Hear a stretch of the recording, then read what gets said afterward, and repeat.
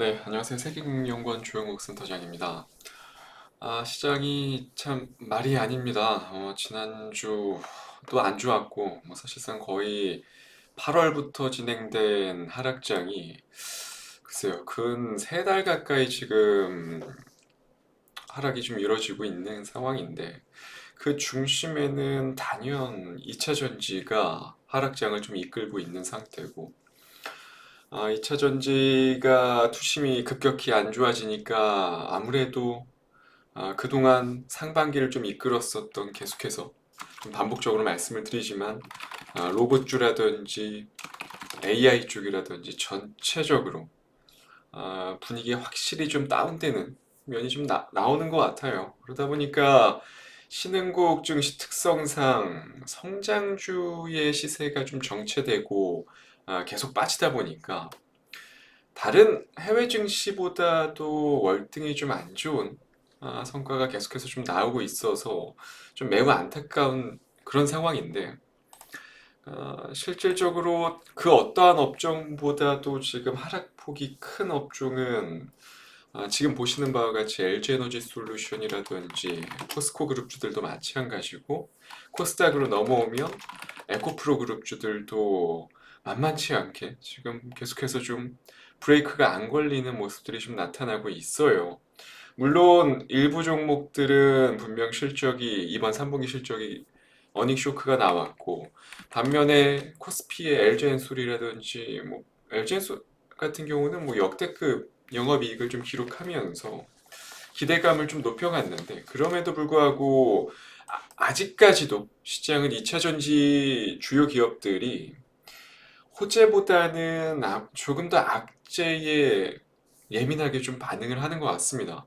그만큼 좀 1, 2분기 그리고 3분기까지 이어졌었던 약간 버블 아닌 버블이 좀 꺼지는 과정이 조금은 과도하게 진행되는 게 아닐까라는 좀 우려도 좀 보여주는 것 같고 어쨌건 간에 실적이 괜찮게 나오고 그리고 내년, 내후년까지도 크게 추정치들이 문제가 없는 기업들은 너무 과도하게 걱정하실 필요는 없지 않을까라는 부분들을 좀 주의 깊게 말씀을 드리고 싶고 어쨌건 간에 문제는 사실 시장이죠. 시장이 성장주 중심으로 계속 빠지다 보니까 대부분의 종목들이 많이 좋지 않습니다. 실제로 코스피, 코스닥 가릴 것 없이 지금 신저가 종목들이 속출하고 있는 그런 상태고 아주 일부 업종들 테마도 사실 없습니다. 지금 이렇다 할 테마도 없다 보니까 실질적으로 테마라든지 주도 산업이라든지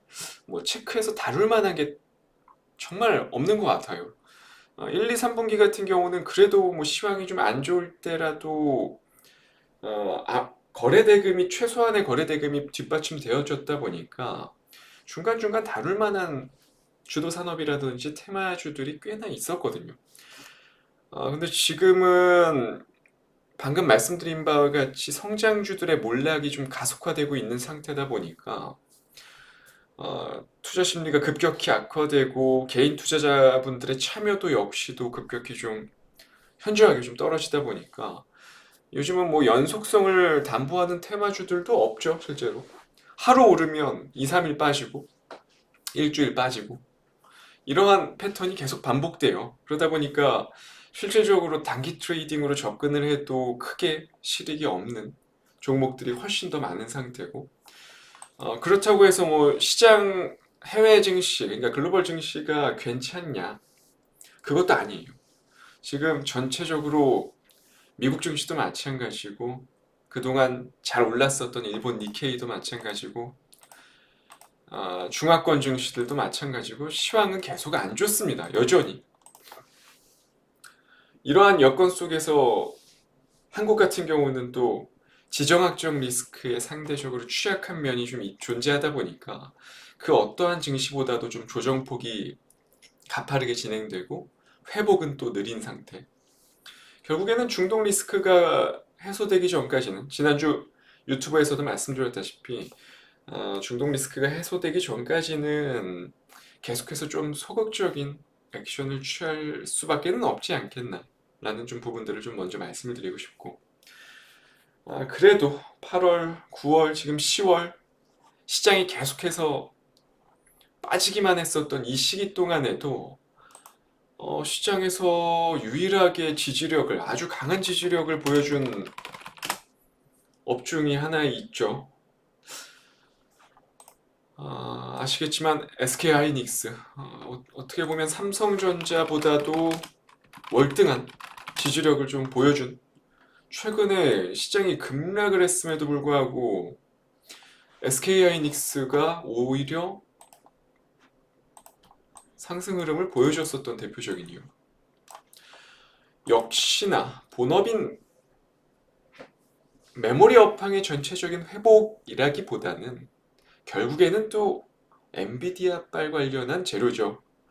엔비디아 관련해서 또 한 번 4세대에 이어서 이제 앞으로 출시될 5세대 역시도, 고대역폭 메모리 역시도 결국에 SK하이닉스가 엔비디아에 독점 공급을 한다라는 소식들이 전해지면서 삼성전자가 주춤하는 반면에 결국에 SK하이닉스가 다시 튀어오릅니다.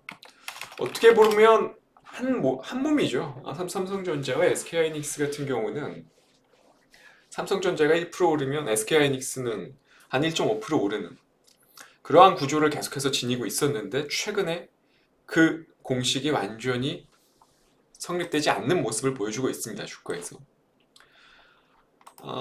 결국에는 본업, 메모리 업황의 회복은 조금 더 시간이 필요할 것이다라는 시각이 팽배해져 있는 상태고, 그렇다면 지금 당장 SK하이닉스의 모멘텀으로 볼 수 있는 거는 엔비디아의 영향력을 행사할 수 있을 만한 소식지들, 이런 것들이 계속 전해지고 있기 때문에 SK하이닉스가 그나마 실적이 올해 이렇게나 안 좋음에도 불구하고 지지력이 있는 거죠.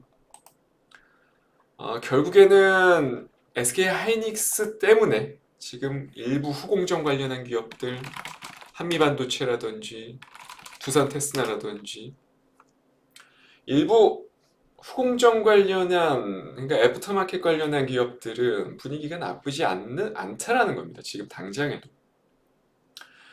시장이 이렇게나 안 좋음에도 불구하고 근 3달 가까이 계속 시장이 급락을 했음에도 불구하고 코스피가 됐던 코스닥이 됐건 간에 반도체 업종들, 반도체 업종 내에서도 고대역폭 메모리 관련해서 무언가 특징적으로 성장성이 내포되어 있는 아주 일부 종목들로만 수급들이 계속 좀 집중이 되고 있다라는 거죠. 그러면 앞으로 뭐 여태까지 계속해서 한미 반도체를 중심으로 해서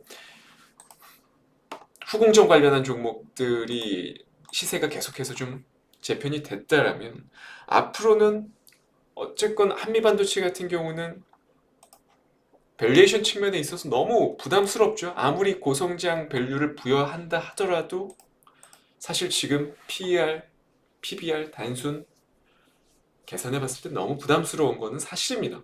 뭐 물론 그럼에도 불구하고 지금 시장의 거래대금 자체가 워낙에 제한적이다 보니까 아주 일부 상징적인 이런 한미반도체로만 계속해서 좀 수급들이 좀 유출이 되고 있는데, 결국에 이번 3분기 그리고 4분기 실적 시즌을 겪고 나면 이 생태계가 조금은 바뀔 수 있을 것이라는 말이죠. 그렇게 저는 생각을 하기 때문에 오늘 5% 공략주, 뭐 물론 한미반도체도 지금 현재의 시황 트렌드를 반영한다면 나쁠 거라고 생각하지는 않지만, 그럼에도 조금 더 긴 호흡으로 좀 바라본다면 지금 현재 시점에서 고대역폭 메모리의 시황이 앞으로 캐파가 커지면 커질수록 직접적인 수혜를 받을 수 있을 만한 종목, 과연 어떤 종목이 있을까 생각을 해봤을 때 오늘의 5% 공략주입니다. 바로 이오테크닉스를 전 개인적으로 들고 왔습니다. 매출 비중 1위, 그러니까 레이저 마킹 장비가 지금 실제로 올해 같은 경우는 역성장의 가능성이 높아요. 근데 중요한 거는 24년부터 업황이 회복될 예정이고, 지금 일반적인 장비 사이클 상승에 편승할 수 있을 만한 요소들을 꽤나 갖추고 있는 기업 중에 하나고요. 중요한 거는 이 이오테크닉스의 대표적인 레이저 그루빙 장비가 향후에 애프터마켓, 그러니까 후공정 단에서 포션을 얼마나 차지할지가 너무나도 중요해지는 그런 시점인데, 개인적으로 제가 생각했을 때는 이오테크닉스의 가장 장점 중 하나는 TSMC 향이죠. 그러니까 삼성전자 파운드리보다도 TSMC 향의 매출 비중이 상당히 높은 기업 중에 하나인데, 지금 TSMC에서 차세대 그루밍 공정에서 이 이오테크닉스의 장비를 사용하는 걸 보면요. 따로 안 봐도 기술력이 꽤나 뛰어난 것을 알 수 있죠. 유추할 수 있죠. 뭐 물론 향후에 TSMC향 매출 수주가 얼마나 또 터지는지 계속해서 추적해 볼 필요는 분명히 있다라고 저도 생각을 하긴 하지만, 지금 HBM을 만들 때 결국에는 이 이오테크닉스의 또 드릴 장비가 필요하기 때문에 HBM 쪽으로도 분명히 엮일 가능성이 있고, 추가적으로 아까 말씀드렸었던 후공정단에, 그러니까 향후에 공정이 고도화되면 고도화될수록 미세 공정단에서 이오테크닉스의 장비는 삼성뿐만 아니라 TSMC에서도 지금 엄청난 관심을 가지고 있는 상태거든요. 그만큼 주가를 보시면 아시겠지만 일봉, 주봉, 월봉 통틀어 놓고 봐도 이미 고점을 뚫어낸 데는 이유가 있다라는 겁니다. 주요한 전고점을 뚫어낸 데는. 그리고 중요한 건 밸류에이션 측면에 있어서도 크게 부담이 없어요. 아까 보여드렸다시피 한미반도체는 이미 PER이 60배 수준이 넘는 상태고, 반면에 이오테크닉스 같은 경우는 아직도 20배 언저리 수준입니다. 추가적으로 이오테크닉스 같은 경우는 최근에 수급 측면으로 놓고 보더라도 전 개인적으로 하나의 수급 주체가 매집을 하는 게 가장 이상적이다라고 저는 보는 관점이기 때문에, 개인과 외국인의 매도 주체를 온전히 기관 쪽에서 지금 매수를 하고 있는 과정이거든요. 밸류에이션, 수급적인 측면, 그리고 기술적인 측면에서도 가장 투자 관점에 있어서 매력적인 종목이 되지 않을까라는 생각이 들어서 오늘의 5% 공략주로 이오테크닉스를 가지고 왔습니다. 물론 시황이 녹록치 않습니다. 시황이 녹록치 않기 때문에 시장을 이길 수 있을 만한 종목은 사실 지금 현재 한국 증시 내에서 많지는 않아요. 그렇기 때문에 최소한의 자금, 그리고 앞전에서도 말씀드렸다시피 조금은 적극적인 대응보다는 소극적인 대응을 계속 좀 권고해 드리고 싶고요. 시장이 확실히 돌아서기 전까지는 조금은 방어적인 매매가 필요하지 않을까라는 부분들을 오늘 방송 마지막 단에서 말씀을 드리도록 하겠습니다. 오늘 유튜브 방송은 여기서 마치도록 하고요. 저는 다음 주 이 시간 다시 방송에서 찾아뵙도록 하겠습니다. 감사합니다.